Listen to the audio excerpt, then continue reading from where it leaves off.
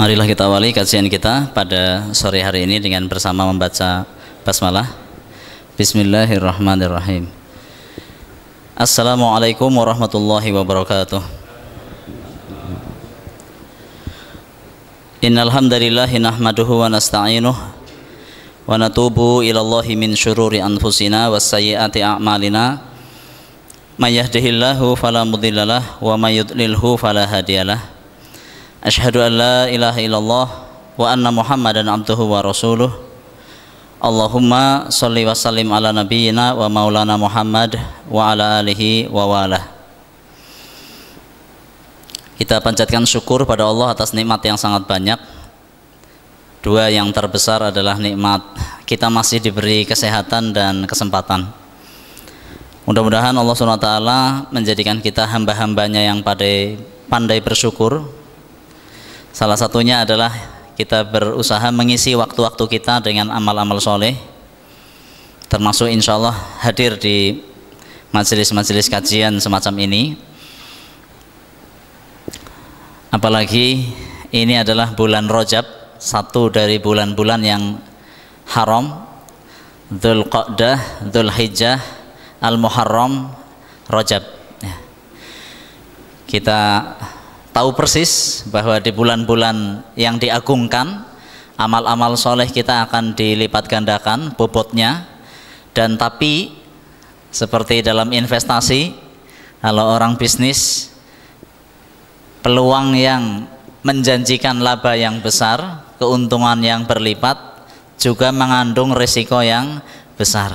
Di bulan-bulan haram ini, ibu-ibu dan bapak sekalian, jamaah saudara yang berbahagia, dosa-dosa kita juga dinilai lebih besar daripada di luar keempat bulan tersebut.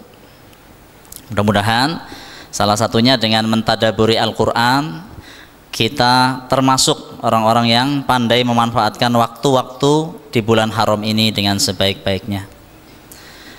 Ibu dan bapak sekalian, jamaah Masjid Nurul Falah rahimakumullah, saudara-saudara, adik-adik semua, sebelum masuk ke materi, ini sebuah pengantar saja. Sampai hari ini kebakaran di sebagian besar wilayah Los Angeles. Los Angeles itu di mana, Pak? Sebelah mananya Pagongan. Itu masih terus membara. Bahkan kabarnya semakin besar. Dan Amerika kelihatannya kewalahan mengatasi musibah ini. Jumlah korban hari ini sudah mencapai tembus angka 24. Dari 5 ya, yang pertama kita dengar itu ketika kerugian mencapai sekitar 2.500 triliun ya. Itu sekarang sudah 24 orang ya, tentu kerugian sudah tembus 3.000 triliun kaum muslimin. Kita agak GR. Kira-kira apakah ini pintu awal berakhirnya sebuah kecongkakan ya? Negeri yang selama ini mungkin ya merepresentasikan kekuatan akhir zaman, Dajjal mungkin ya. Kita sering mengaitkan dengan itu. Walaupun sisi lain kita juga harus mengakui dia menyumbangkan hal-hal positif dalam peradaban kemanusiaan juga ya. Kita juga tidak boleh menafikan. Ma'asyiral muslimin sekalian, ya tentu kita tahu selisih 1 hari setelah presidennya mengancam Gaza akan dijadikan neraka karena tidak mau mengembalikan tawanan Israel, Trump mengancam ya. Maka hanya selisih sehari saja peristiwa ini kemudian terjadi ya. Berbagai berita kita dengar, api ini rupanya berawal dari hutan. Kebakaran ini semakin besar karena tiupan angin ya, badai yang tidak bisa dikendalikan. Kita mendengar bahwa kabar berita ini kebakarannya mencapai komplek perumahan elit. Salah satunya yaitu Hollywood Hills ya, rumahnya para artis ya. Kita mendengar artis-artis yang rumahnya seharga ratusan miliar ya. Bahkan ya mungkin triliun itu belum ada, ratusan miliar mungkin ya. Kalau kita lihat rumah mewah di Tegal ini kira-kira berapa paling tinggi, Pak? Ya mungkin 10 ya. Kira-kira kisaran 10 miliar lah rumah mewah di Tegal ini. Lalu di sana rumah para artis sampai ratusan miliar. Mungkin ada yang triliun juga, betul Pak. Pulau ya. Beli pulau soalnya. Tapi kalau ini Hollywood Hills itu kebakar Pak. Makanya bersyukur ya punya rumah kecil-kecil ya. Alhamdulillah ya. Jadi kalau kebakar nggak besar-besar ruginya. Masyarakat muslimin sekalian, terkait dengan ini Allah berfirman di surah Al-Baqarah 266. Nah ini ada kaitannya ini. Jadi lanjutan dari materi yang lalu, menjadikan Al-Quran sebagai sumber inspirasi ya. Membaca hebat ya, mengalap pahala dari bacaan bagus, kita apresiasi. Tapi kalau hanya berhenti pada membaca tanpa paham makna, maqasidul Quran, tujuan diturunkannya Al-Quran tidak akan tercapai, nggak akan tercapai. Allah berfirman di surah Al-Baqarah 266, ayawaddu ahadukum, adakah salah seorang di antaramu antakuna lahu jannah, yang menginginkan punya kebun ya, punya kebun min nakhliu a'nab, yaitu kebun kurma dan kebun anggur. Jadi sebuah kebun yang di dalamnya ada tanamannya, yakni tanaman kurma dan anggur. Tajri min tahtihal anhar, yang di sana mengalir sungai di bawahnya. Lahu fiha min kulli thamarat, bagi dia pemilik kebun itu, di dalam kebun itu ada berbagai macam buah ya, thamarat. Wa asobahu, kemudian datanglah tuannya al-kibaru, yaitu masa tua ya. Datanglah masa tua bagi pemiliknya ini.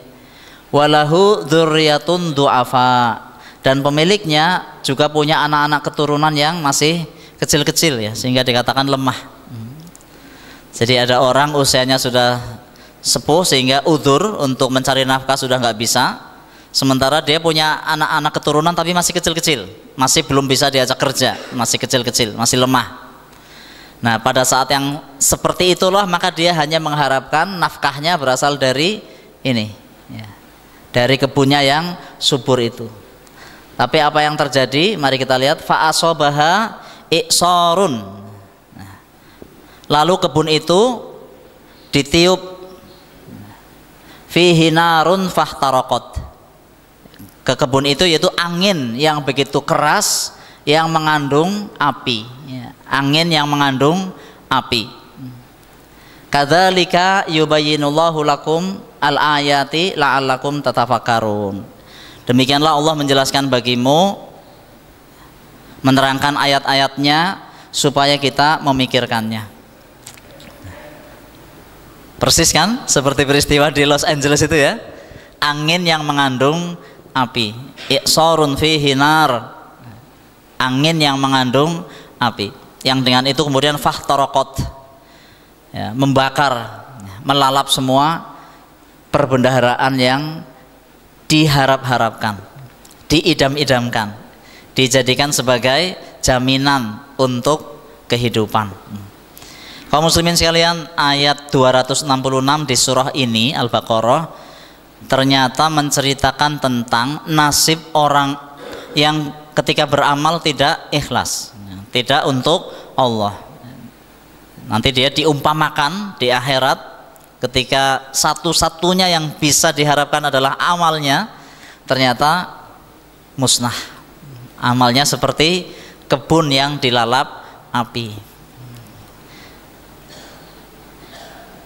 Sebaliknya orang-orang yang ikhlas tentu amalannya eksis ya, seperti kebun yang subur, disirami hujan, memberikan buah, bahkan andai pun tidak hujan, embun cukup untuk menyuburkannya. Itu ada di 265-nya ya.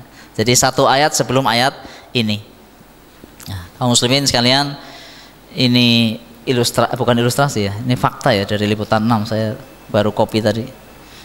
Ini apinya gede banget ya, ini karena dari kamera yang jauh, dari kamera yang jauh, karena helikopter juga nggak bisa mendekat.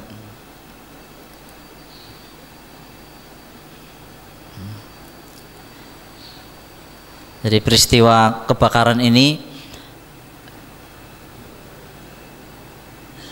disyukuri oleh sebagian besar dunia Islam ya, mungkin umat manusia mungkin, karena Amerika juga banyak yang nggak suka ya. Itu mobil-mobil bergerak ya, semuanya pun dalam keadaan hangus ya. Saudara muslim sekalian ya, dan ini masih terus terjadi hingga hari ini ya, masih terus terjadi. Kita bisa lihat sebelum peristiwa ya, yang di atas ini tertata begitu rapi ya, ini sesudah peristiwa ya, kosong semua kaum muslimin.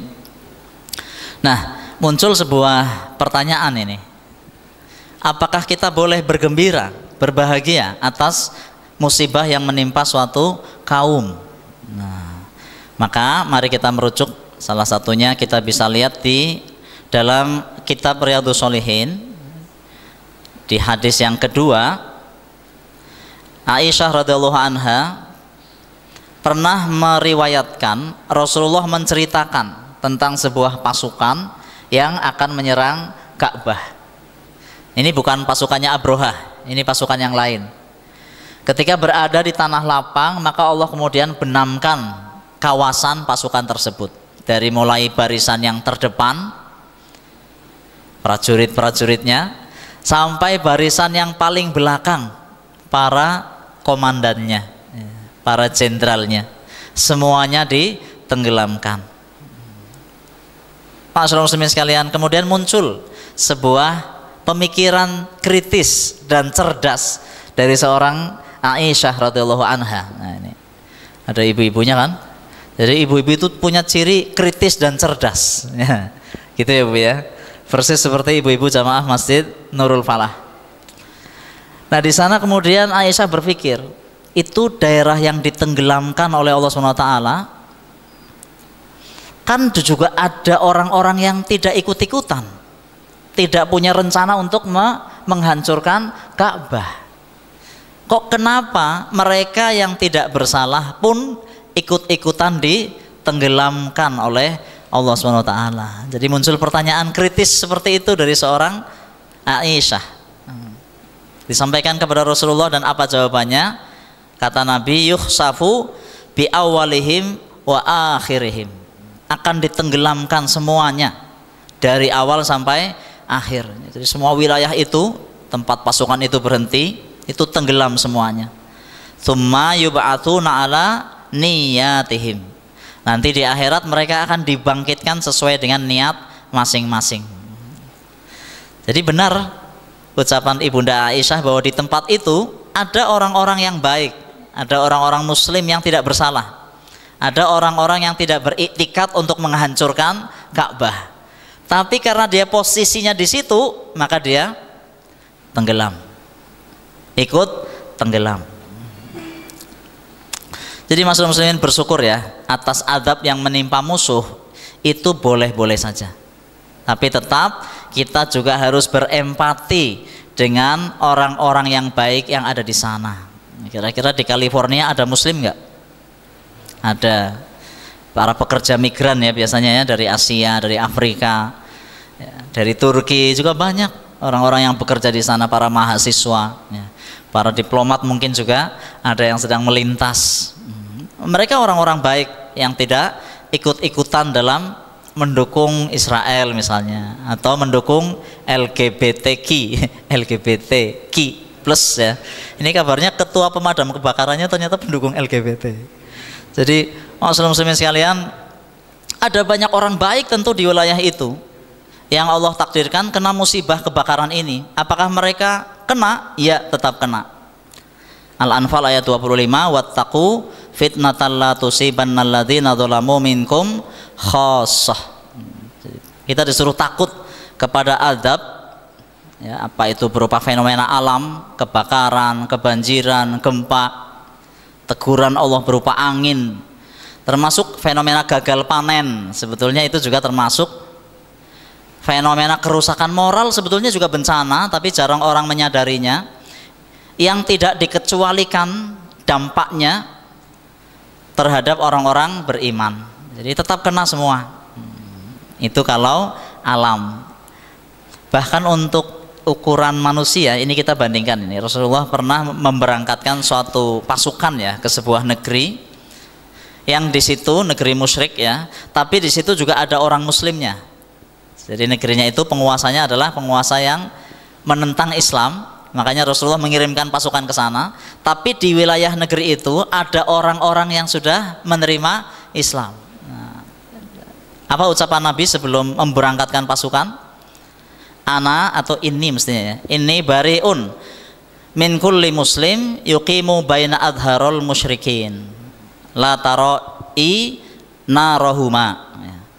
Aku berlepas diri dari setiap muslim yang tinggal bersama kaum musyrikin. Jangan sampai tungku mereka saling berhadapan. Jadi jangankan bencana alam seperti banjir, longsor, gempa, jangankan itu ya, jelas nggak pilih-pilih.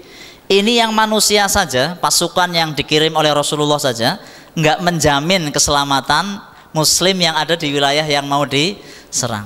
Nah, Nabi memberi syarat yang penting, tungku dapurnya jangan dekat ya. Tungku dapurnya jangan berdekatan. Nah kalau dekat ya resiko ditanggung orang yang berada di wilayah itu. Jadi sangat mungkin terjadi pasukan Rasulullah Shallallahu Alaihi Wasallam membunuh muslim karena situasinya memang situasi perang. Nah, nanti di akhirat Allah membangkitkan sesuai dengan niat masing-masing. Di antara muslim itu ada yang memang tinggal di situ karena terpaksa, ada yang tidak tahu persoalan gitu. Mungkin ada yang tinggal di situ karena hubungan kekerabatan yang tidak mungkin bisa dihindari. Yang seperti ini insya Allah ya, tidak termasuk orang-orang yang diadab ya. Boleh jadi dia mati dalam keadaan syahid meskipun yang membunuh adalah pasukan muslim. Nah, demikian kaum muslimin, sebagai sebuah pengantar saja ya, kita kemarin menyaksikan mungkin sampai hari ini ya, sampai hari ini masih terjadi peristiwa yang memilukan ini. Kita turut bergembira karena ini mudah-mudahan menjadi teguran ya untuk sebuah negeri yang sombong yang selama ini menyebarkan kerusakan di muka bumi. Tapi kita juga turut berduka atas musibah yang menimpa orang-orang yang tidak bersalah ya, orang-orang yang baik di sana. Tetap tidak berkurang rasa empati kita. Dan jangan lupa mengucapkan juga kalimat istirja, inna lillahi wa inna ilaihi raji'un. Kira-kira begitu ya. Nggak usah ditambahin doanya, mudah-mudahan kebakarannya terus itu, janganlah, nggak usah, nggak perlu ya, serahkan saja sama Allah ya, biarkan mereka ya. Malah mungkin bagus juga sih kalau kita bisa menawarkan bantuan ya Pak ya, tapi kayaknya sih mereka saja nggak bisa, apalagi kita. Baik, Bapak dan Ibu sekalian, mari kita masuk pada materi kajian kita mengenai kemarin ya, pertanyaannya kenapa orang-orang mu'alaf itu jauh lebih bersemangat ya, lebih total dalam beragama.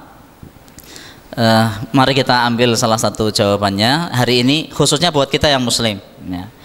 Bagaimana selama ini kita berinteraksi dengan Al-Quran supaya semakin muncul keyakinan ya. Fala taku fi miryatim minhu innahul haqqu mir rabbika walakinna aktsaron nasi la yu'minun ya. Surah Hud, surah yang ke-11 ayat 17. Karena itu janganlah kamu ragu terhadap Al-Quran. Sesungguhnya Al-Quran itu benar-benar dari Tuhanmu, tetapi kebanyakan manusia tidak beriman. Ini mari kita kuatkan lagi.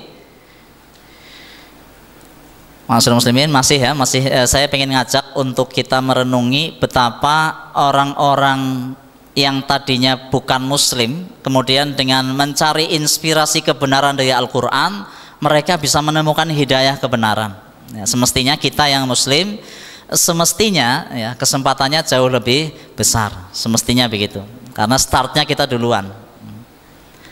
Maurice Bucaille, kepala klinik bedah di Universitas Paris, 19 Juli tahun 1920 ya, lahirnya ya.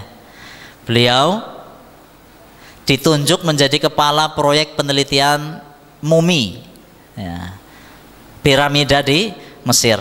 Waktu itu Prancis menawari bantuan kepada Mesir untuk mengadakan penelitian tentang piramida dan mumi di dalamnya. Orang ini adalah seorang ahli bedah, kemudian ditunjuk oleh Perancis sebagai kepala proyeknya. Tentu dia juga menguasai ilmu arkeologi tentu.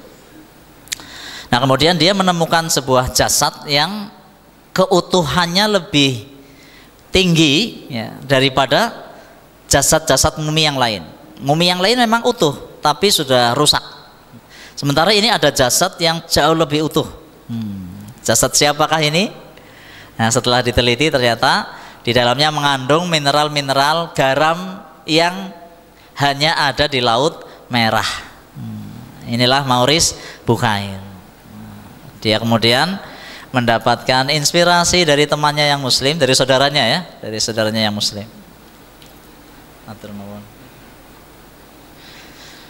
Jadi menarik ini, kejadiannya selalu begini.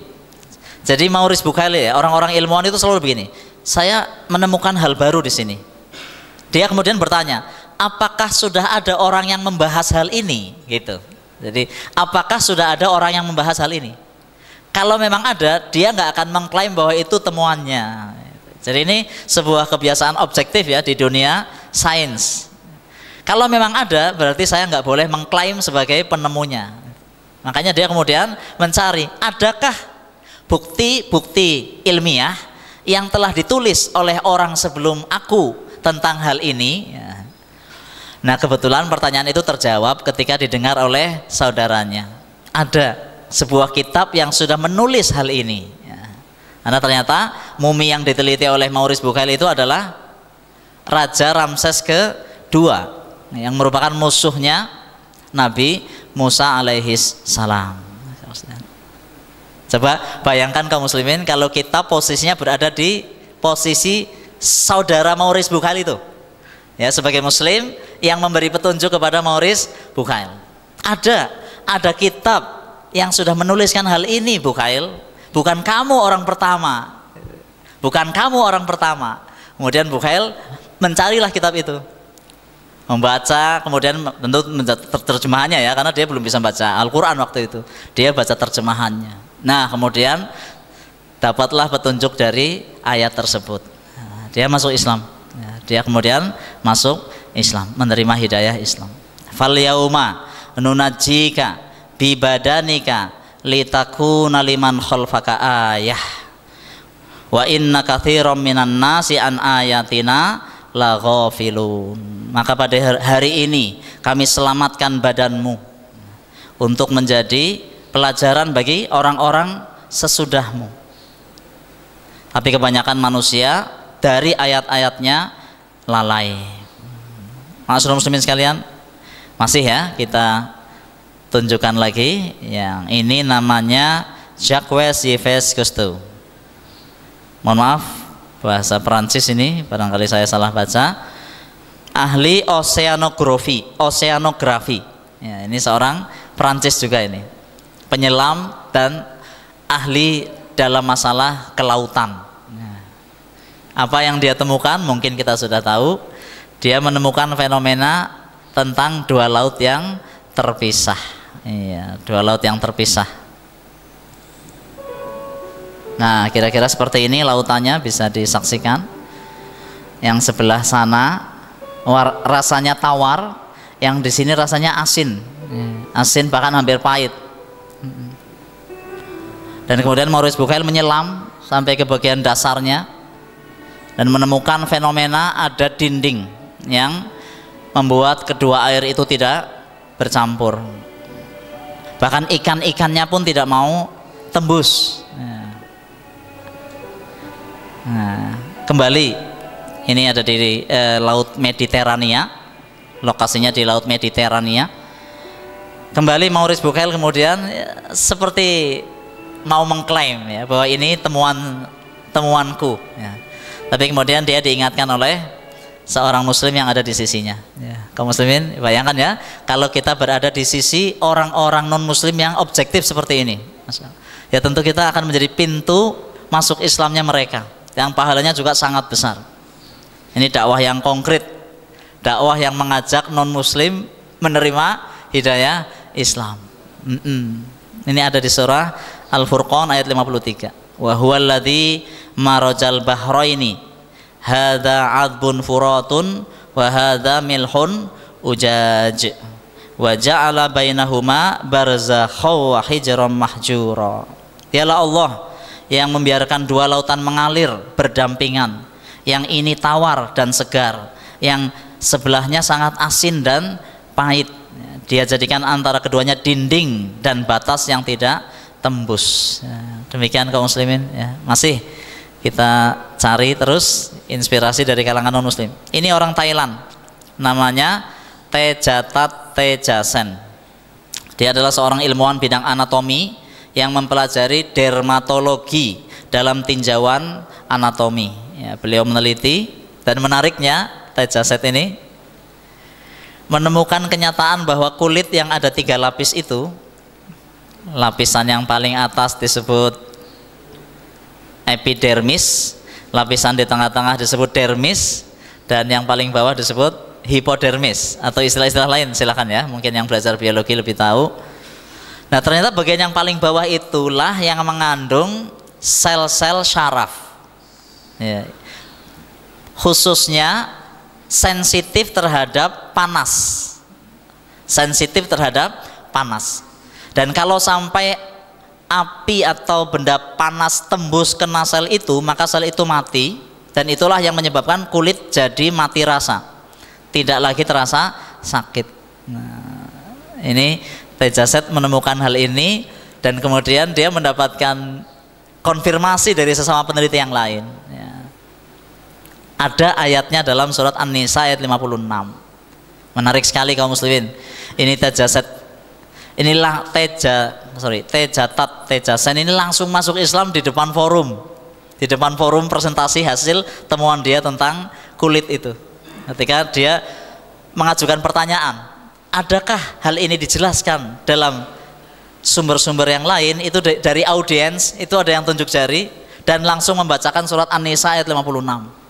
Jadi dramatis banget itu peristiwa itu, karena Tejatat masuk Islam di atas podium di depan forum para ahli kulit dunia saat itu. Ini sangat-sangat indah, momennya sangat indah. Dia langsung menyatakan keislaman. Ya tentu karena memang sebelumnya sudah berinteraksi ya. Innalladzina kafaru bi ayatina saufa nuslihim naro. Sesungguhnya orang-orang yang kafir pada ayat-ayat kami akan kami rasakan atau timpakan pada mereka api neraka. Kullama nadijat juluduhum baddalnahum juludan ghairaha. Setiap rusak kulit mereka akan kami ganti dengan kulit yang baru. Liyadzuqul adzab, untuk merasakan azab. Innallaha kana azizan hakima.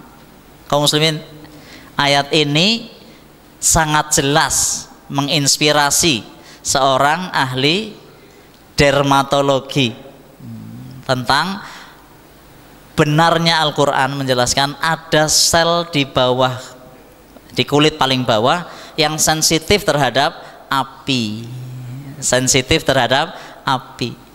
Memang dia menemukan dulu dari hasil penelitian empirik, kemudian terkonfirmasi oleh ayat Al-Quran. Jadi ceritanya begitu, polanya seperti itu ya.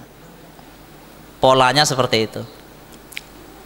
Masih lanjut ya, masih ada beberapa contoh. Ini namanya Alfred Kroner, Dr. Alfred Kroner. Tahun 2015 dia mengunggah foto. Nah, sebetulnya dia banyak banget. Dia mengkritik NASA, itu hasil penelitiannya banyak yang tidak diumumkan kaum muslimin. Jadi dia mengkritik, makanya dia akhirnya dipecat itu. Dia dipecat dari NASA. Ini orang Jerman, orang Jerman. Salah satu yang paling dia soroti adalah NASA sempat mengunggah, tapi hanya beberapa hari saja, itu pandangan luar angkasa terhadap Ka'bah. Jadi hanya beberapa hari saja sempat diumumkan, tapi kemudian dihapus dari websitenya NASA. Namanya Alfred Kroner ini menyoroti tentang fakta yang ditutup-tutupi oleh NASA. Inilah pandangan kota Mekah. Emirat Arab atau UEA Sultan Al-Neyadi membagikan rekaman indah kota Mekah, Ka'bah dan Madinah seperti yang dilihat dari stasiun luar angkasa internasional seperti laporan dari Arab News pada Rabu 19 April. Al-Neyadi berkisah saat itu dirinya tengah memperbesar dan memperkecil rekaman bagian barat Arab Saudi pada malam hari. Klip pertama menunjukkan kota Madinah, kemudian beralih ke Jeddah sebelum menampilkan Mekah dengan Ka'bah bersinar paling terang dari luar angkasa. Al-Layadi menyebut pemandangan itu sungguh indah. Mereka bersinar seperti bintang dan ini adalah salah satu pemandangan terindah yang pernah dilihatnya. Oke. Ini salah satu yang ditutup-tutupi oleh NASA tentang pemandangan foto bumi di atas tanah Ka'bah dan Madinah kaum muslimin. Nggak mungkin itu pakai lampu, itu nggak mungkin. Nggak mungkin itu terangnya menggunakan lampu. Itu apa ya kira-kira ya? Itu apa kira-kira? Nah itu pertanyaan itu yang kemudian dijawab oleh Al-Quran di surah. Sebentar sebelum ke sana ini ada hadisnya dulu. Tentang Lailatul Qadar ini juga tadi Kroner mengkritisi. Jadi ternyata di sehari atau satu malam di sepanjang Ramadan itu ada fenomena di mana langit atmosfer bumi tidak dijatuhi meteor sama sekali. Itu NASA tahu itu. Jadi sebetulnya NASA tahu persis mana malam Lailatul Qadar itu. Malam Al-Qadar itu NASA tahu sebetulnya. Yaitu sebuah malam yang sama sekali tidak ada meteor jatuh. Padahal di luar itu satu malamnya bisa mencapai sekitar 20.000 batu-batu dari langit masuk ke wilayah atmosfer bumi. Tapi hanya setahun sehari saja, yaitu di malam itu yang kita menyebutnya Al-Qadar. Ini buat kita ghaib ya.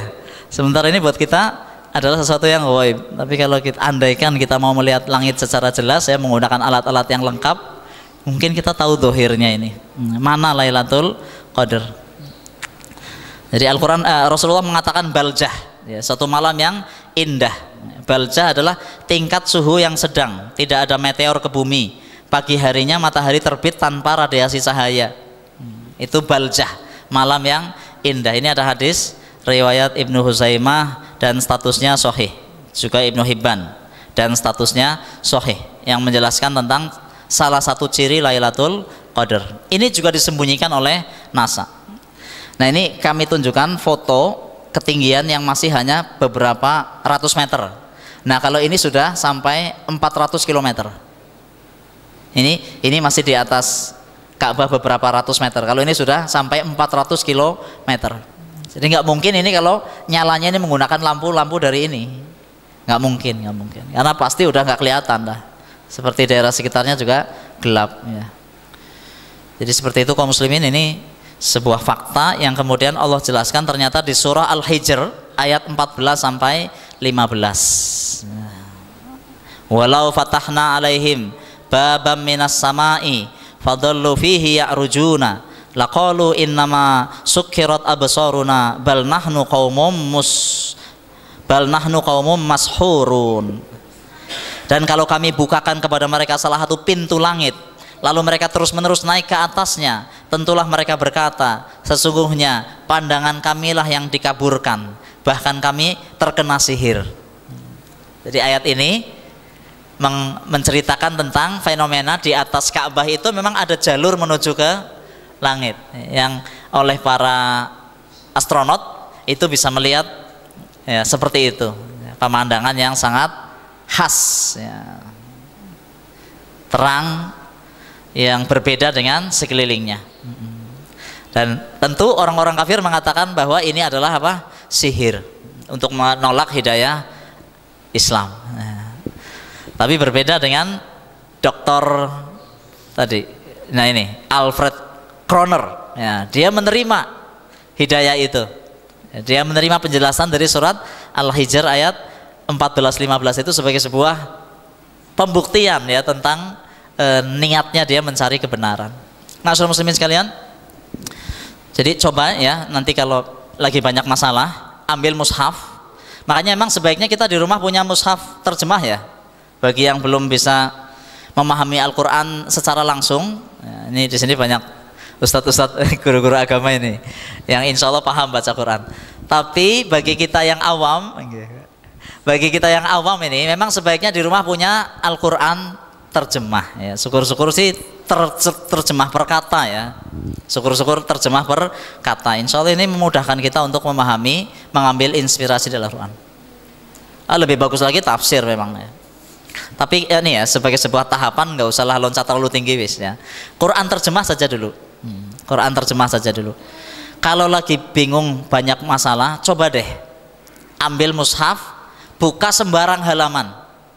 Buka sembarang halaman, mau tengah, mau depan, mau belakang. Buka sembarang halaman. Lalu apa? Tunjuk sembarang ayat. Tunjuk saja sembarang ayat.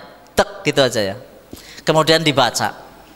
Ditadaburi maknanya, dilanjutkan ke tafsir, syukur-syukur.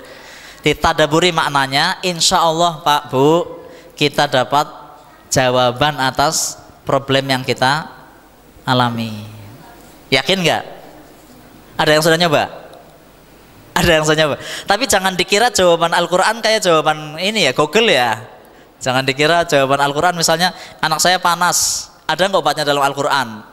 Kalau di Google tak ketik ya, obat demam untuk anak umur sekian tahun ya, tak keluar langsung jawaban teknis. Al-Quran itu kitab inspirasi, kitab ayat-ayat yang tentu jawabannya bukan jawaban teknis ya. Meskipun mungkin juga ketemu jawaban teknis, mungkin juga ketemu, tergantung ya kemampuan masing-masing. Tapi yang pasti jawaban dari Al-Quran bersifat umum saja ya, bersifat pertanda-pertanda. Jadi kalau diuji, buka saja Al-Quran. Kenapa? Kenapa aku dapat ujian seberat ini? Itu ada ayatnya dalam surah Al-Baqarah 286. Ya. Ada pula di surah ini, ada di Az-Zumar ya. Qul kullu ya'malu ala syakilatihi farabbukum a'lamu biman huwa ahda sabila. Setiap kita diuji dengan kondisi kita masing-masing. Aku ingin sesuatu, tapi kok nggak dapat ya. Aku pengen itu, tapi kok nggak bisa ya. Al-Quran menjelaskan, amlil insani ma tamanna. Ya. Apakah manusia pasti mendapatkan apa yang dia cita-citakan? Oh tidak. Demikian surat An-Najm ayat 24. Ya Allah, saya galau, saya putus asa. Al-Quran menjelaskan, wala tahinu wala tahzanu wa antumul a'launa in kuntum mu'minin. Atau ada juga di Az-Zumar 53, qul ya ibadiyalladzina asrafu ala anfusihim la taqnatu mir rahmatillah. Wahai hamba-hambaku yang melampaui batas terhadap diri sendiri, janganlah kamu berputus asa dari rahmat Allah. Jadi semacam ini kaum muslimin kita bisa berusaha ya, menemukan inspirasi dari Al-Quran. Matur nuwun. Oke, jadi bagaimana membaca Al-Quran supaya bisa meningkatkan ketakwaan? Maka mari kita bertanya, apa maksud dari banyaknya motivasi untuk rajin membaca Al-Quran? Apa maksud dari banyaknya hadis dan ayat-ayat yang menyuruh kita menghatamkan Al-Quran?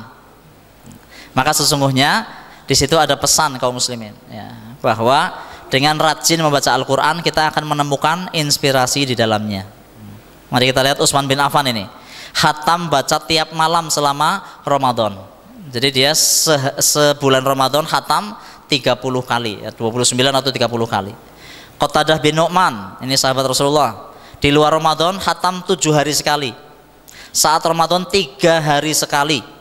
Memasuki 10 hari terakhir setiap hari khatam. Imam Syafi'i bisa 60 kali selama Ramadan.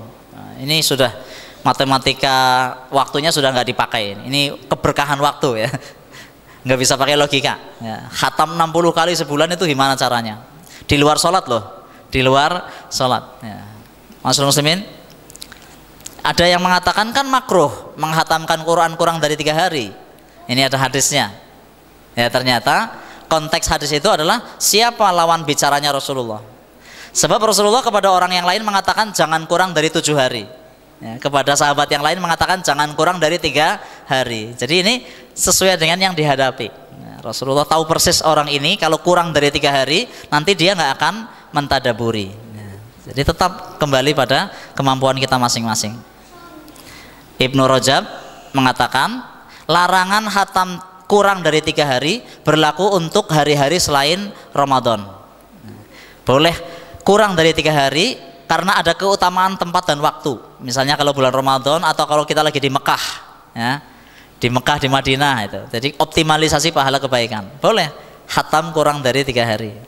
Intinya adalah repeat, pengulangan. Semakin sering kita menghatamkan Al-Quran, semakin sering pula kita mengulang firman-firman Allah yang dimuat di dalamnya ada prinsip-prinsip agama, aturan-aturan Islam.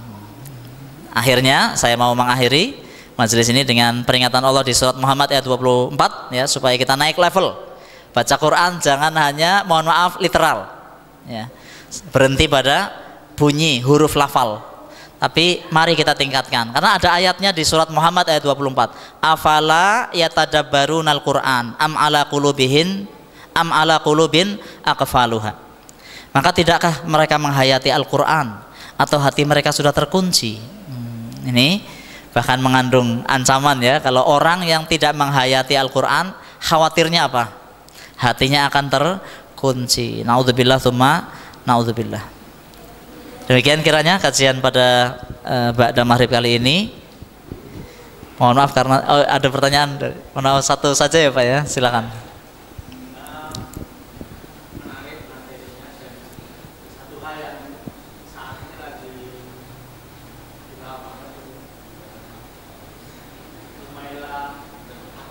Ya, seorang hafidhah. Ya, kalau menurut saya memang ada benarnya. Memang pada umumnya sekarang ini memang klaimnya Humaira kan membaca seperti membiru. Artinya kan memang banyak guru yang tidak kurang teknik lah, Ya. tidak sampai pengennya ujungnya itu seperti ini. Yaitu mohon kasih penjelasan. Menurut saya justru itu membenarkan Pak, bukti bahwa orang hafal Quran pun bisa nggak dapat petunjuk, karena dia nggak masuk pada makna. Jadi dia memang hanya hafal dalam arti memang membaca ya, tapi tidak memahami sampai pada maknanya gitu. Jadi dia hafal tapi tidak sampai ke makna. Ini Rasulullah juga sering menyindir tentang sebuah kaum yang bacaan sholatnya tidak keluar dari tenggorokannya ya. Jadi memang kita betul-betul berhati-hati supaya jangan sampai kemudian hanya puas ya, berhenti pada bacaan yang tanpa makna. Wallahu a'lam bishawab. Jadi kita harus terus berjuang sampai ke pemahaman makna. Ini mungkin ya komentar saya tentang Humaila ya Pak ya. Iya. Mohon maaf yang belum tahu, ini ya TikToker ya Pak ya. Jadi dia itu hafidh ya. Hafidhah, iya. Tapi ternyata masih banyak yang betul ya. Ya memang kalau yang jelek-jelekin agama diekspos betul ya, diekspos betul. Nah ini pelajaran buat kita semua. Tidak cukup hanya hafal, tidak cukup hanya membaca, tapi kita dituntut untuk sampai pada pemahaman terhadap maknanya. Butuh guru, ya jelas pasti itu butuh guru Pak. Mari kita tutup dengan doa penutup majelis. Subhanakallahumma wa bihamdika asyhadu an la ilaha illa anta astaghfiruka wa atubu ilaik. Mohon maaf atas segala kekurangan. Wassalamualaikum warahmatullahi wabarakatuh.